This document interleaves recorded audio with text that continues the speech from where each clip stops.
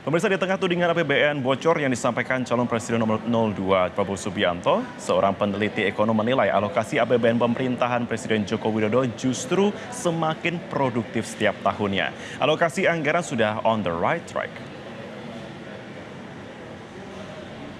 Peneliti ekonomi dari CSIS Fajar Hirawan menilai alokasi belanja dalam APBN selama pemerintahan Presiden Joko Widodo sudah jauh lebih produktif dibanding tahun 2014. Dari sisi penyerapan anggaran, penerimaan pajak tahun 2018 juga sudah membaik dengan rasio pajak sebesar 10–11%.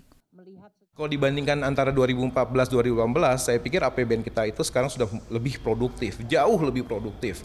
Peningkatan cukup signifikan terkait dengan anggaran infrastruktur, anggaran kesehatan, dan anggaran pendidikan itu sudah terlihat gitu ya. Berdasarkan Undang-Undang Kesehatan, anggaran itu minimal harus 5%. Itu sudah terpenuhi sejak 2016.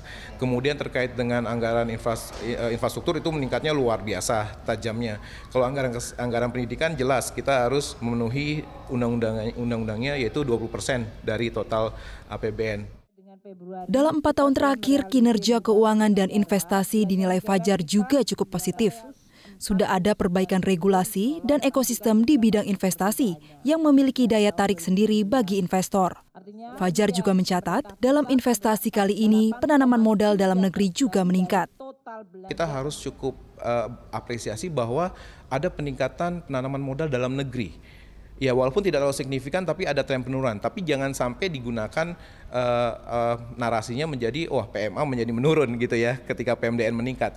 Yang perlu digarisbawahi di sini adalah struktur investasi kita itu bukan lagi didominasi oleh penanam modal asing, tapi juga penanam modal dalam negeri. Penilaian kinerja positif APBN ini bergulir di tengah tudingan kebocoran APBN yang dilontarkan calon Presiden Prabowo Subianto. Menko Kemaritiman Luhut Binsar Panjaitan membantah tudingan kebocoran anggaran tersebut. Kalau dibilang ada bocor, bocornya di mana? Sebutkan. Di titik mana? Gitu. Ya sempurna ya pasti tidak lah. Kalau mau sempurna saya berkali-kali sudah di surga aja kok. Kalau dalam negeri ini kita bisa dapat 85–60% kan udah prima ya. Sementara Wakil Ketua Komisi Pemberantasan Korupsi KPK Saud Situmorang menyebut Prabowo salah mengartikan pernyataan koleganya Basaria Panjaitan. Saud menjelaskan Indonesia berpotensi mengumpulkan pendapatan hingga 4.000 triliun rupiah. Namun saat ini baru bisa 2.400 triliun rupiah. Kekurangan hingga 2.000 triliun rupiah itu bukanlah kebocoran, tapi potensi yang bisa dioptimalkan.